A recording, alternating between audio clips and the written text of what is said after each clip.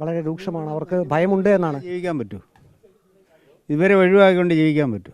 അതിനുള്ള ശാശ്വതമായ പരിഹാരമൊന്നും ഉടനെ ഒന്നും ആരും പ്രതീക്ഷിക്കണ്ട. ഇപ്പോൾ കടുവ കിണറ്റിലാണ് വീണത്, ആരെങ്കിലും പിടിക്കുകയായിരുന്നെങ്കിലോ? പിടിക്കുവായിരുന്നെങ്കിൽ ചത്തുപോകും, പിടിക്കുവാണെങ്കിൽ ചത്തുപോകും.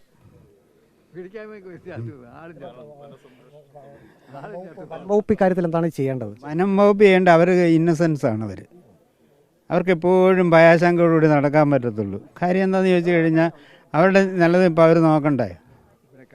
അതുകൊണ്ട് ഈ ജീവികളിലൂടെ വേണം, ഒന്നീ ഇക്കോളജി വേണം. അത് ഇതിനെ ഒഴിവാക്കി നമുക്ക് ജീവിക്കാൻ പറ്റുമോ? പറ്റത്തില്ല. അതിനൊരു നിയമമുണ്ടോ? ഇല്ലല്ലോ. പിന്നെന്താ? ജനവാസ മേഖലയിലേക്ക് കടുവ ഇറങ്ങുമ്പോൾ ജനങ്ങൾ സ്വാഭാവികമായിട്ട് പരിഭ്രാന്തരാകില്ലേ? ഈ ജനവാസ മേഖലയൊന്നുമില്ല. പത്രം വായിക്കാൻ അതിനറിയത്തില്ലല്ലോ. പത്രം വായനയൊന്നും അതിനില്ലല്ലോ, ജനവാസ മേഖലയൊന്നും. അതുകൊണ്ട് ഈ വന്യജീവികളും വേണം, മനുഷ്യരും വേണം. അതെങ്ങനെ സന്തുലനപ്പെട്ട് പോകണം എന്നുള്ളതിനെക്കുറിച്ച് പാവം പിടിച്ച ഫോറസ്റ്റ് ഉദ്യോഗസ്ഥന്മാർ ചുമ്മാതെ അവർക്ക് ഒരുപാട് ത്യാഗം, ഞങ്ങളെപ്പോലുള്ളവർക്ക് ഒരുപാട് ത്യാഗം, പൊതുപ്രവർത്തക ത്യാഗം.